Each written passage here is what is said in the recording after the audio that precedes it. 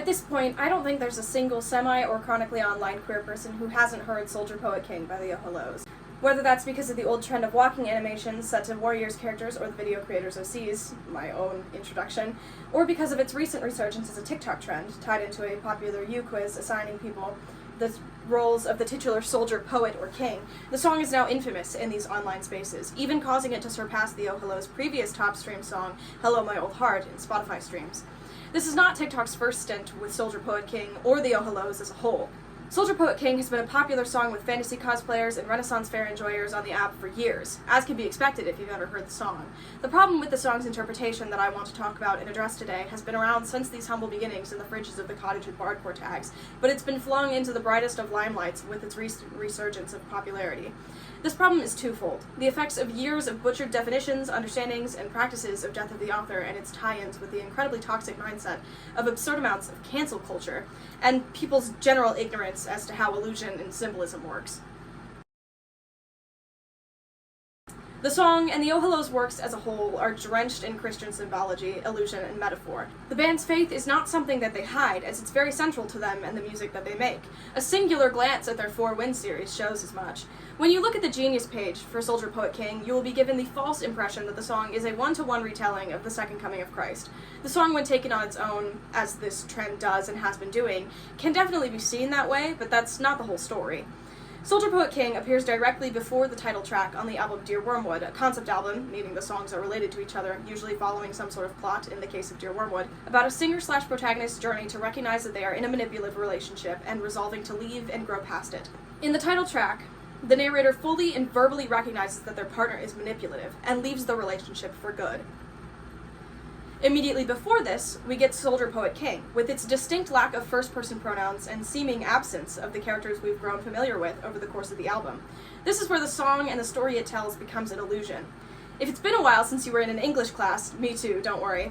An allusion is a reference to an event or another piece of literature that the author assumes the audience will know about. When we talk about Achilles' heel, or even something as simple as the concept of heaven and hell in conversation, we are alluding to larger works. We assume that the people we're talking to know what we're talking about, and will understand the meaning of these indirect references. In the context of storytelling, allusions are used to make comparisons or add extra meaning to a text. Soldier Poet King does the latter. By alluding to the Second Coming of Christ, Soldier Poet King serves as the protagonist's own second coming, as they begin to realize their partner for who they are and resolve to leave them. To take the song out of the context of its album strips the song of its meaning, although some meaning can still be found in it if you're looking for a fun worship song about the Second Coming of Christ. However, the people participating in the trend with the song on TikTok don't want a worship song. In fact, most of them don't want anything to do with Christianity at all. Whether or not this is a good or bad thing is entirely personal. I'm not touching that absolute can of worms. Don't try to make me touch it. I'm not doing that. Am I clear enough? Will nobody try and argue with me about it or put words in my mouth? Okay, cool, we're fine. Awesome. Thanks, everybody. The problem I have with this is the result of a culture that has been seeping into seemingly every corner of the internet, especially in these highly online communities of young teenagers. A fucked up spin-off of cancel culture I don't really have a name for, where there's this immense pressure on everyone, from celebrities to regular people, to consume the right content. This content must be entirely unproblematic in both its subject matter and creation. This mindset applies to Soldier Poet King in that people seem to see Christianity itself as problematic, which, honestly, fair. Because of this, they don't want anything to do with anything that has anything to do with Christianity. And to be honest, I don't blame them. That's fair. I don't blame anyone for wanting to separate themselves from something they're uncomfortable with. My mom had horrible experiences with the Christian church growing up, and now resents it, along with anything praising it. She actively avoids bands like the Oholos, whose Christian faith is central to their art. And that's fair. I don't blame her at all. I bring this up, however, because what I've seen a lot of these anxious teenagers do with the controversy surrounding Soldier Poet King is that they say they enjoy it separate from its Christian connotations. And I'd have no problem with this, besides the fact that it's, 1, not really possible, given the song and its role in the album as previously discussed, and 2, is a symptom of a larger problem, that of cancel culture. And due to the way the song has been picked apart and treated in response, seems to show much more out of a performative motive rather than a genuine one. My main trouble with this whole thing is that Death of the Author can't apply here, but people seem to be treating it like it can. At least the Death of the Author they're thinking of.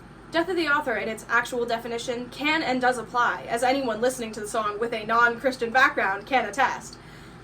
Death of the author in its original definition is simply rejecting the idea that the authorial intent is the one true meaning of a work, and therefore cannot be taken in any other context.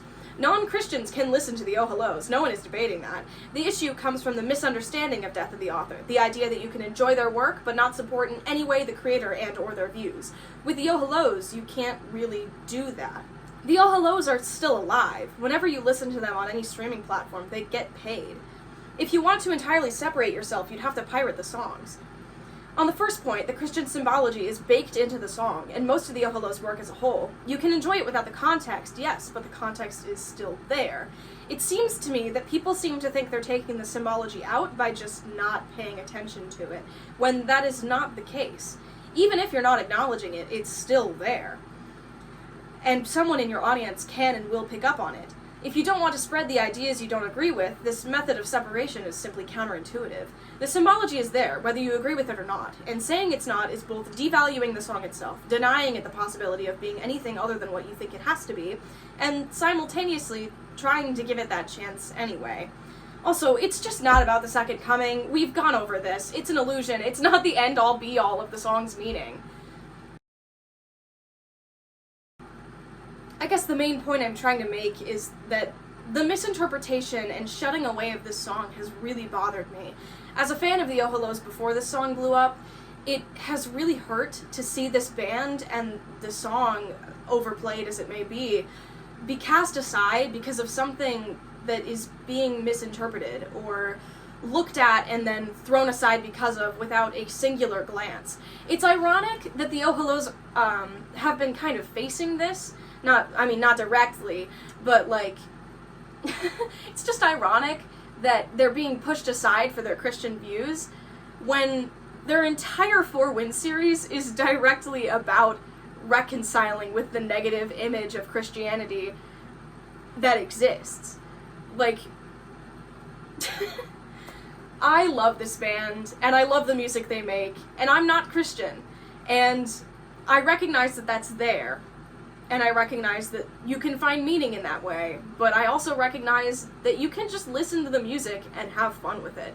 Not everything we do has to be a pronunciation of our values and our beliefs, or a denouncement of those things. It's just frustrating to see a band that I love get cast aside because of something that doesn't even really matter. Clearly I feel very passionately about this. It's been months since this song was trending. I've just been very busy, and I wasn't sure how I wanted to phrase some things. Hopefully I got everything across how I wanted. Anyways, I hope you liked this video. This is the first one on the channel, and I hope it sets a good tone. I love music, and while I don't even consider myself much of an Oh Hellos fan, I do have 2 more videos on their stuff in the works. They're sister videos, one on the story of Dear Wormwood and how its musical motifs help to tell its story, and the other is on the Four Winds series, following those same lines. I also have a video in the works about the Crane Wives Coyote Stories pinafore I'm currently making, so stick around if you want to see a bunch of time lapses of me embroidering. There's a lot I want to do with this channel, and not all of it will be represented in the first few videos, so be sure to check out my People Who Inspire Me tab to see what kind of stuff I'm likely to make in the future. A huge thank you for watching, and please leave a like and comment what you thought of the format, the content, the setup, all of it, and subscribe if you want to see stuff like this in the future. Thanks again for watching the video, and I will see you in the next one.